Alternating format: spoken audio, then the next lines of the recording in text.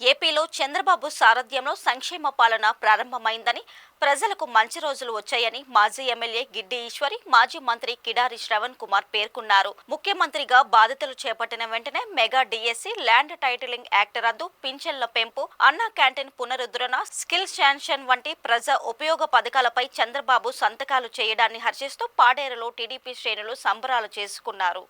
ముందుగా మోదకొండమ్మ అమ్మవారి ఆలయంలో ప్రత్యేక పూజలు చేసిన టీడీపీ నాయకులు ఒకరికొకరు స్వీట్లు తినిపించుకున్నారు. ఈ సందర్భంగా గిడ్డి ఈశ్వరి మాట్లాడుతూ వంగలపూడి అనితకు హోంమంత్రి, గుమ్మడి సంధ్యారానికి గిరిజన సంక్షేమ శాఖ మంత్రి పదవులు ఇచ్చిన చంద్రబాబు మహిళల తనకున్న గౌరవాన్ని చాటుకున్నారని వెల్లడించారు. అరకు, పాడేరులో గిరిజనులకు సంక్షేమ పథకాలన్నీ అందేలా కృషి చేస్తామని స్పష్టం చేశారు.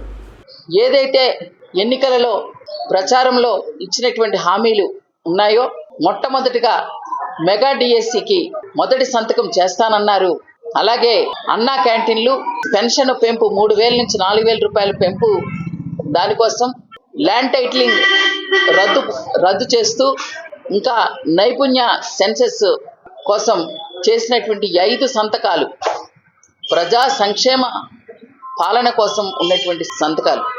గిరిజన సంక్షేమ శాఖ మార్చులు మా సోదరి గుమ్మడి సంధ్యారాణి గారికి, మరొక సోదరి హోంశాఖ, నిజంగా అది మా అదృష్టం.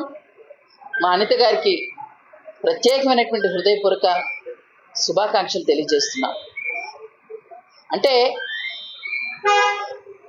తెలుగుదేశం ప్రభుత్వం గిరిజన దళితులకి ఎంత పెద్దపీట వేసిందో దీన్ని బట్టి అర్థమవుతా ఉంది.